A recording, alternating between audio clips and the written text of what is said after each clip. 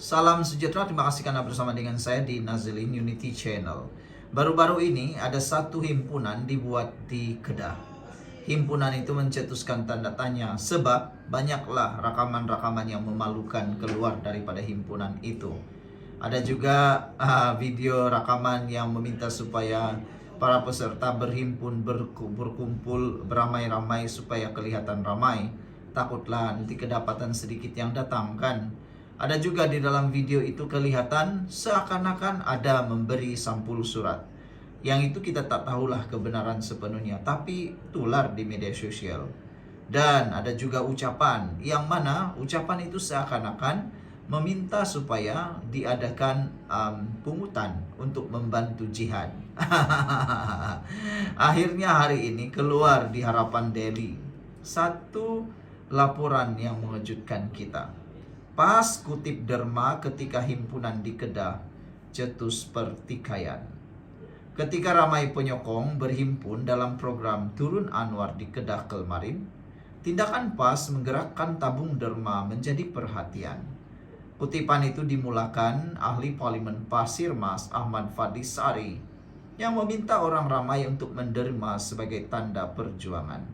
Katanya amalan kutipan derma sudah menjadi kebiasaan dalam majelis-majelis ceramah umum yang parti itu adakan. Sebelum kita teruskan ulasan ini, jangan lupa tinggalkan komen Anda dengan tanda pagar kami benci penipu. Baiklah, sebelum itu saya nak perkenalkan kepada Anda semua, ini terapi imun Transfer Factor for Life. Terapi imun ini meningkatkan daya imun badan kita sehingga 400%. Secara umum dan ringkasnya, apabila imun badan kita jadi lemah, kita kena penyakit. Apabila imun badan kita jadi lemah, kita tidak sembuh daripada penyakit. Apabila imun badan kita jadi bodoh, kita tidak akan sembuh daripada penyakit. Dari penyakit paling kecil kepada penyakit yang paling besar. Tapi berita baiknya, apabila imun badan kita menjadi kuat, dikuatkan, dididik, dirangsang menjadi bijaksana dan luar biasa hebat, maka kita sembuh daripada semua jenis penyakit. Karena imun badan bertindak sebagai dokter dalam tubuh badan kita, membersihkan semua akar penyakit yang tinggal di dalam tubuh badan kita. Imun badan kita bertindak men-scan semua jenis penyakit yang ada dalam tubuh badan kita. Dia akan mengenal pasti mana satu kawan, mana satu lawan dalam tubuh badan kita. Apabila itu berlaku, maka imun badan kita akan menghapuskan semua musuh yang ada dalam tubuh badan kita. Jadi kita sembuh. Dapatkan produk hebat ini yang telah diisytiharkan sebagai penemuan paling bersejarah dalam dunia kedokteran pada abad ini, dan dapatkannya melalui nomor telepon yang tertera. Dan ini adalah produk yang halal, diperakui dokter-dokter di seluruh dunia, bahkan di Malaysia. Ingat, jangan kau bertangguh-tangguh. Kau bertangguh, kau yang rugi. Baiklah. Kutipan uang yang dibuat baru-baru ini, derma itu kononnya satu kebiasaan dalam majelis-majelis ceramah umum yang parti PAS adakan. Salah seorang host berkata, ia adalah satu cara untuk membantu perjuangan mereka. Beberapa rekaman video turut berlegar di media sosial. Himpunan yang dikatakan untuk menyuarakan isu kos sara hidup rakyat berakhir dengan kutipan derma daripada rakyat. Tindakan itu mengundang kritikan beberapa pihak yang mempersoalkan sama ada himpunan tersebut benar-benar berfokus kepada isu rakyat atau lebih menjurus kepada agenda politik pembangkang. Yang lebih membuatkan kita tertanya-tanya ialah bagaimana agak-agaknya duit tersebut. Bagaimana kan, kita tidaklah mempersoalkan tentang uang tersebut, itu hak kamu lah. Tapi kan kita nak tanya juga lah, uang yang dikumpul yang mungkin banyak itu nak buat apa? Pergi kemana? Siapa yang urus? Mungkinkah uang itu digunakan untuk membayar bas yang turun ke Kuala Lumpur dalam himpunan atau sebagainya? Dan nak tanya juga lah, para pemimpin-pemimpin PAS, para pemimpin Perikatan Nasional yang mempunyai uang itu sudah memungut derma kah? Ada bagi RM5 kah? Ada bagi RM10 kah? Ada bagi RM1.000 kah? Atau hanya rakyat sahaja yang ditunggang untuk menderma? Adakah Tun Mahathir juga sudah menderma? Itu persoalannya. Jadi, tinggalkan komen Anda dalam ruangan komen dengan tanda pagar kami benci penipu. Sekian dulu untuk kali ini. Jangan lupa tinggalkan komen Anda. Bye-bye. Salam sejahtera. Terima kasih karena bersama dengan saya di Nazilin Unity Channel. Ini 15 jawaban untuk Perikatan Nasional PN. Nomor 2 paling jelas. Saya terbaca tulisan dari EJK Pusat Dr. Ridwan Muhammad Nur yang ajak rakyat turun 26 Julai ini. Kononnya sebab kerajaan sekarang gagal. Tapi bila baca satu-satu, jelas sangat tulisan dia penuh dengan fitnah, putar belit dan hasutan murahan. Di bawah ini kita jawab satu persatu. Isi tulisan dia dalam bahasa yang mudah dan senang nak faham. Ditulis oleh Muhammad Nur Ismail. Nomor 1, rakyat marah tapi bantuan makin bertambah. Kalau rakyat marah sangat, kenapa STR, sumbangan tunai rahma, SARA, menu rahma, bantuan sewa rumah, bakul makanan, bantuan usahawan, semua itu jalan terus? Takkan marah tapi ambil bantuan. Nomor 2, hampir 2 tahun bukan masa pendek, tapi lebih baik dari 33 tahun pas perintah Kelantan, yang mana tidak ada air bersih pun. Wow, rupa-rupanya Kelantan sudah memerintah, sudah memerintah Kelantan 33 tahun, tapi air bersih masih tidak selesai-selesai lagi. Perdana Menteri ke-10 baru perintah 2 tahun, pas sudah bising. Di Kelantan pas dah lebih 30 tahun, air pun keruh lagi. Elok cermin diri sendiri. Sebelum kita teruskan ulasan yang panas ini, saya perkenalkan dulu kepada Anda. Ini terapi imun transfer factor for life. Terapi imun yang meningkatkan daya imun badan kita sehingga 400%. Secara umum dan ringkasnya, kita kena penyakit karena imun badan kita yang lemah. Kita tidak sembuh-sembuh daripada penyakit karena imun badan kita yang lemah. Dan kita juga boleh jadi ada penyakit karena imun badan kita yang jadi bodoh menyerang diri kita sendiri. Tetapi dengan adanya terapi imun ini mendidik, merangsang dan menguatkan imun badan kita, kita boleh sembuh daripada semua jenis penyakit karena imun badan kita menjadi dokter yang kuat dalam tubuh badan kita, merawat dan melawan penyakit akar penyakit kita. Dan apabila imun badan kita jadi bijaksana, dia tahu mana satu lawan, mana satu kawan dalam tubuh badan kita. Oleh sebab itulah, dapatkan produk yang hebat ini, penemuan sains paling bersejarah dalam dunia kedokteran abad ini.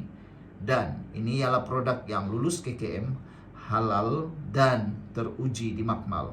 Dapatkannya melalui nomor telepon yang tertera dan jangan bertambuh-tambuh lagi. Saudara, perkara ketiga jawaban kepada persoalan hebat ini ialah janji manifesto bukan tak buat, tapi buat ikut keutamaan dan budget negara.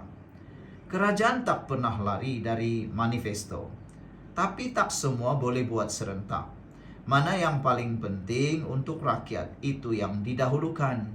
Bukannya berjanji bulan bintang macam pas, lepas tu lupa sendiri. Hahaha. Nomor 4, isu cukai. Subsidi disasar bukan ditarik. Kerajaan sebenarnya tak pernah tarik subsidi, cuma salur kepada orang yang betul-betul layak. Dulu subsidi terbuka sampai tauke kaya, warga asing pun dapat. Sekarang rakyat miskin yang betul-betul susah dapat bantuan khas. Nomor 5, kononnya negara makin tak selamat, tapi indeks jenayah makin kurang. Statistik jenayah dari PDRM menunjukkan penurunan, bukan makin teruk macam yang pas dakwah. Yang mereka sebut cuma nak takutkan orang kampung. Nomor 6, mereka tak kompeten, menteri tak kompeten. Siapa yang lantik menteri masa PN dulu yang gagal urus COVID-19? Ekonomi pun hancur. Zaman Perikatan Nasional, menteri asik keluar masuk TV, tapi tak buat kerja. Sekarang, menteri kerja diam-diam, tapi hasilnya nampak. Ketujuh, hutang negara tinggi sebab hutang zaman PN naik mendadak. Zaman Muhyiddin dan Ismail Sabri Yaakob, hutang negara melonjak. Sekarang kerajaan cuba stabilkan fiskal negara, bukan tambah beban. Inilah yang disebut lain orang buat hal, lain yang tanggung. Lain orang yang buat hutang, Anwar pula yang bayar. Lain orang yang buat onar, Anwar punya salah. Begitulah yang mereka buat. Himpunan ke-8, Himpunan 26 Julai, dah bosan rakyat tengok PAS main jalanan. Dulu masa jadi kerajaan, PAS kata demokrasi itu kerja khianat. Sekarang bila tak ada kuasa, mereka ajak orang turun jalan. Rakyat sebenarnya sudah bijak. Perdana Menteri ke-10 dikata suka melancong. Tapi setiap lawatan bawa balik pelaburan berbilion ringgit. Contohnya lawatan ke China, Korea, Eropah. Semua bawa balik pelaburan, bukannya jalan-jalan. Anwar Ibrahim buka peluang kerja untuk rakyat. Nak tarik pelabur, kenalah jumpa mereka. Ke-10, isu kaum dan halal. PAS main api perkauman yang bahaya. Sijil halal tetap dikawal Jakim. Yang bising itu mereka sendiri tak faham. Tuduh bukan-bukan. Seolah-olah Islam makin lemah. Padahal budget Islam naik zaman Perdana Menteri ke-10. Ke-11, bahasa Melayu dan negeri Melayu konon dianaktiri. Tapi budget kepada negeri PAS tetap disalurkan. Terengganu, Kelantan, Kedah tetap dapat peruntukan. Cuma mereka tak pandai urus. Lepas itu salahkan orang lain. Ke-12, DAP ditakutkan kepada orang Melayu. Tapi DAP tidak pernah ambil portfolio agama Islam. PAS ulang-ulang takutkan rakyat dengan DAP. Tapi tengok sendiri, DAP tak pegang pun hal ehwal Islam. Tak ganggu pun.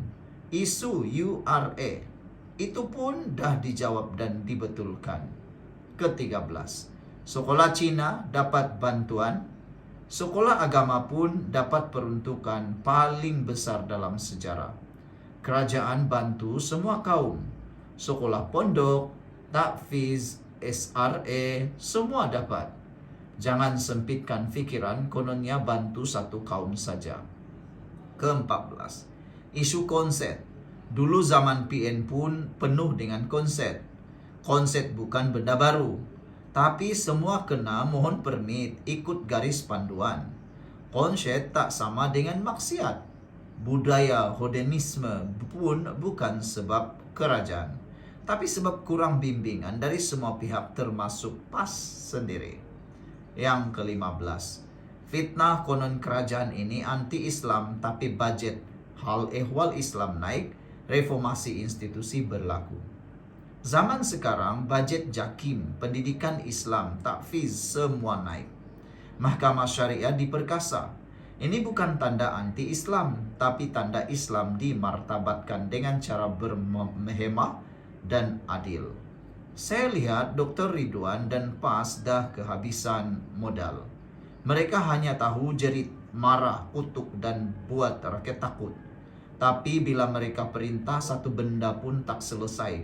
Rakyat makin sedar, kita tak mau kembali ke zaman drama, demonstrasi dan dendam. Perdana Menteri ke-10 dan kerajaan sekarang bekerja.